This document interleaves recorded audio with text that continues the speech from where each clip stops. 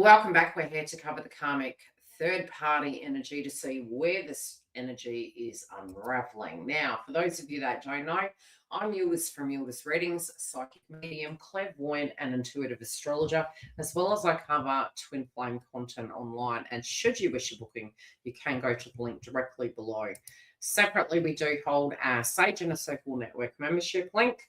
That also will be hosted below should you want to join. All information and the landing page is available via the website. Now we're going to get into this read and take a deep look at what is going on with the karmic, and just really scrolling through and doing an x-ray on this read. The first message I was getting is the cost of codependency, the shadow of codependency.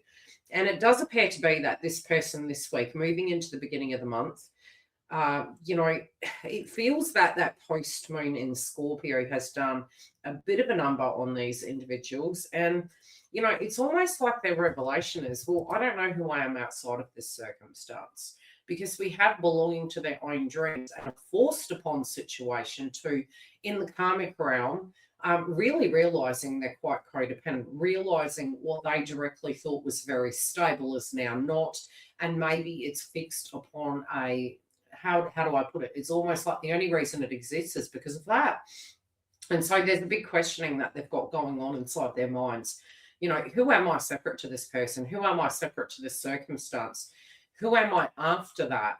After that pattern at the moment. And I've always said this, as an example point, and we do have lots of different karmic stories. We could have karmic situations in a tribe. We could have karmic situations in career. So although we are aligning this around a karmic individual in a karmic relationship, this also could be a person, place, thing, a career, an attitude that either one can hold within a entangled situation. Okay. So big questions, big question marks. The shadow of codependency. It's like, okay, I directly dependent on this. What am I going to do from here? If that's not there, who am I separate to this circumstance? What am I going to do separate from this thing? And we look to the most recent past, and sometimes what we tend to do is paint the roses red. It's like it's going to be okay. This is in the past position, which does mean that, we've had a moment of pondering. The individuals have had their moment of pondering, and now the revelations are, okay, we can't sugarcoat this. This is where it is. This is what it is, having revelations, maybe even sometimes wanting to hide it from ourselves and staying within the vortex of maybe a very toxic situation. And yes, sometimes it can be the karmic, that's the toxic situation. Sometimes it's the behavioral pattern. And so as one example, say a person has constantly bounced from relationships and procreated, which I wouldn't be surprised if some of these subjects come up, based around the beginning lunation at the beginning of the month, which was Scorpio, which is to do with that shadow energy. It's the taboo subjects in nature, misdeeds, having affairs and things to that degree. And no, I'm not saying that every Scorpio does that. It's the energy that can crop up. So this person has really had to face their shadow here, really looking at it and going, well, okay, I've been covering up a lot of things in the past and they're coming out. Eighth house, it's like, what's coming out, very Pluto in nature, it's being exposed. So sometimes it's being exposed to them, sometimes they're being exposed for misdeeds. This person does not feel grounded right now, although they've had the writing on the wall. And I do believe it's almost like, when we have natural, let's read the card. Nature's communication, like it's almost like you'll get the synchronicities, right? You'll have the signs and synchronicities, you'll have the warnings, but you just regard it. And this is what I mean by the past position. I mean, this person has been sugarcoating it for a while. It's like, it'll be okay. And so why did I use the analogy of an individual in a karmic relationship bouncing from relationships? Maybe they entrapped individuals through having children. Maybe they had patterns in love bombing the person. However it showed up. We tend to look at these individuals and say, how do they get away with it? At some point, it does always catch up, okay? It always does become exposed, and then they have to restart again. But at a point, they may not be able to procreate. So then it does effectively mean that that habit would have to be directly addressed. That if that's a pattern of self-worth and they believe that this is something that's going to keep this individual with me, at some point that is going to evolve, because the individuals will grow up and move on. If they hold no self-esteem inside themselves, it means they don't directly know who they are regardless. And we see this really coming from the crowning energy. I don't even know who I am. And Aries demands us to know who the hell we are. You can't be something for somebody. You have to be who you are divinely. So there's uncertainty here for this person. It's like, oh, there's so many bad things that can go wrong. I've got to uncover all of these things. Some of how this is going to go is going to be uncovered, and it's creating uncertainty. Choosing who you will become. So this is a crossroad. This is, the cogs are in motion. We can't change who we were yesterday. But when we realize a pattern and a habit is no longer serving us, nor can be there forever, because it really can't be. And having to re-identify, which I think all of us are having I would say simultaneous excitement as well as the fear, because when we feel that we're so bound and restrained, the notion of freedom is actually liberating and exciting, but it's also great responsibility, because with great power comes great responsibility.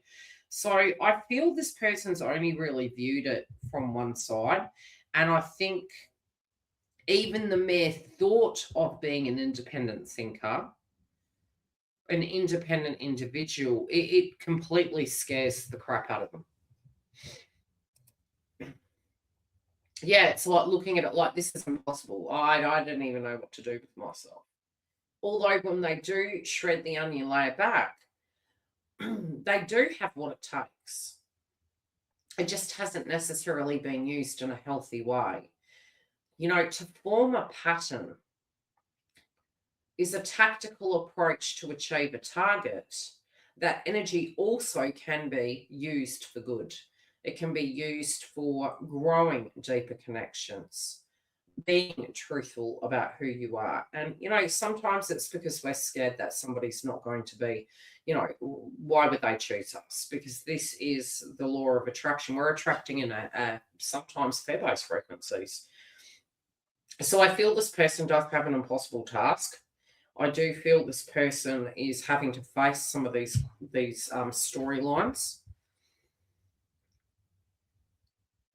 And I think it's going to be quite a shocking circumstance. But